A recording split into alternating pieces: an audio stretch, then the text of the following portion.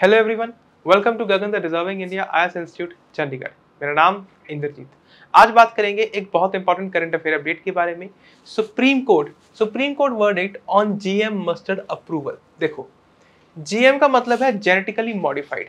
ठीक है, हम सबको पता है कि हमारा एक डीएनए होता है, डीएनए में जीन्स होते हैं, जीन्स को मॉडिफाई किया जा सकता है। ठीक है, तो जेनेटिकली मॉडिफाइड मस्टर्ड के ऊपर अप्रूवल की बात हो रही है। वैसे ही स्प्लिट वर्डिक्ट दिया है।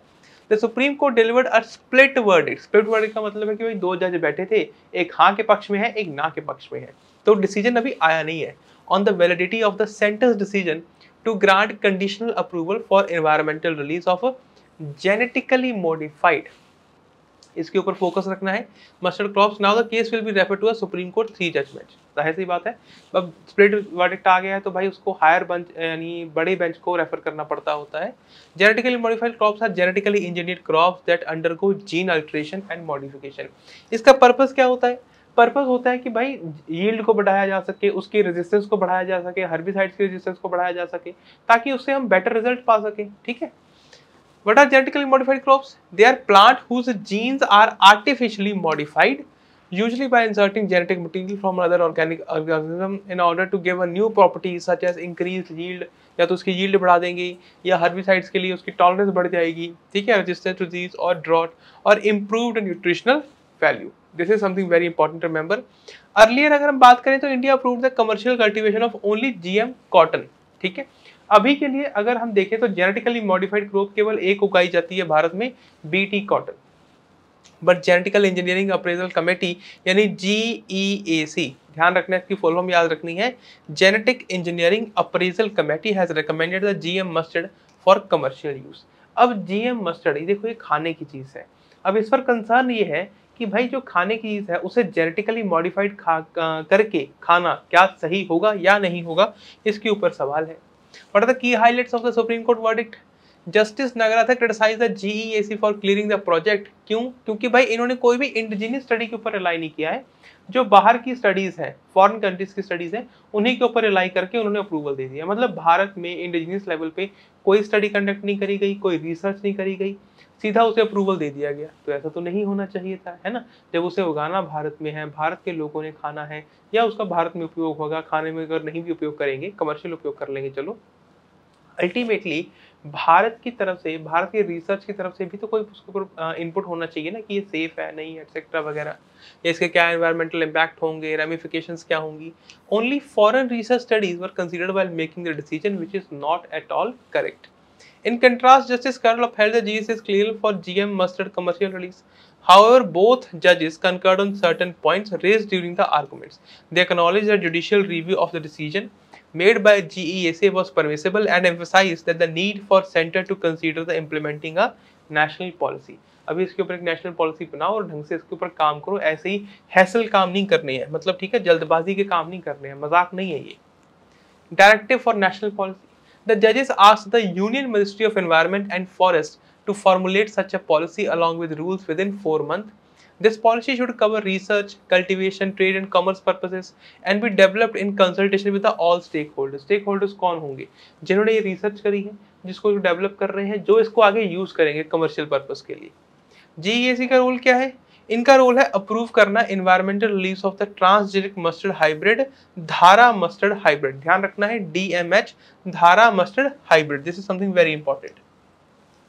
जीएम मस्टर्ड की बात करें, जिस देखो, पहले हमने समझा कि जीएम का मतलब क्या होता है, जेनेटिकली मॉडिफाइड का मतलब क्या है। अभी हम समझ रहे हैं कि धारा मस्टर्ड हाइब्रिड 11 जो है, यानी DMH11, इसका पर्पस क्या है, इसमें क्या बेटर है। It was developed by India hybridizing the Indian mustard variety जिसे बोलते हैं वरुणा and early Hira 2, यानी ईस्टर्न यूरोपियन वैरायटी है। It contains 2 alien genes and isolated from a soil bacterium called Bacillus amorphicolus and the enable breeding of high yielding commercial. हमें मतलब है उसकी yield बढ़ाने से, पर इसके आगे नुकसान भी हो सकते हैं। It is approved by GSC for the moment, ठीक है, कल्टीवेशन के लिए इसे अप्रूव कर दिया गया है। It is classified by herbicide tolerant mustard variety. Herbicides क्या होते हैं? जब भी कोई खेती होती है उसके साथ में कुछ ना कुछ ऐसे नुकसानदायक पौधे भी शायद पैदा हो जाते हैं, तो उनसे टॉलरेंस के लिए इन्हें मॉडिफाई किया जाता है। तो अब ये हर्बिसाइड टॉलरेंट है mustard variety and it is engineered to withstand specific herbicides which can aid in weed control and enhance the crop yield. Significance देखें तो this is something very important, यहाँ पर आपको फोकस करना है, ये स्लाइड है सबसे ज्यादा इंपॉर्टेंट।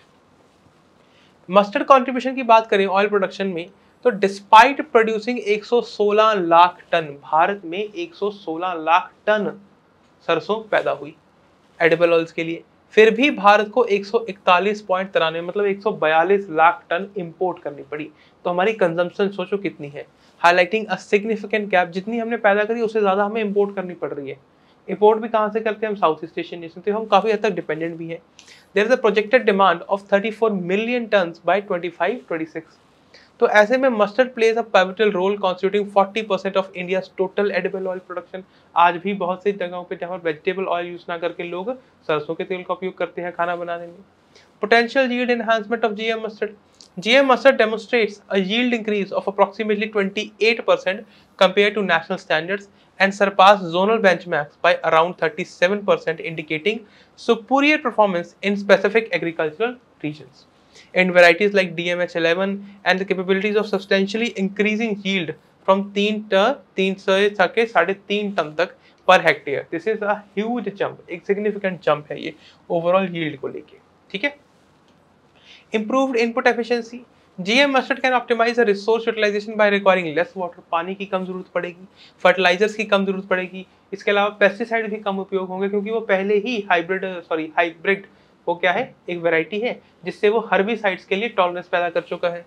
पेस्टिसाइड कम यूज होंगी to traditional varieties. This efficiency is crucial for sustainable agricultural practices. देखो अगर हम इस पूरी बात को समअप करें ना, समअप करते वक्त क्या है कि भारत में बहुत बड़े स्तर पर मस्टर्ड ऑयल का उपयोग होता है।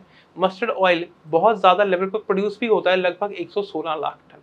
इतना प्रोड्यूस करने के बावजूद भी हमें भारत से को इंपोर्ट करना पड़ रहा है, तो मतलब हमें और यील्ड की ज़रूरत है, मतलब हमारी डिमांड बहुत ज़्यादा है, प्रोडक्शन उसकी आधी है, इसीलिए तो 142 लाख टन के आसपास हमें इंपोर्ट करना पड़ा।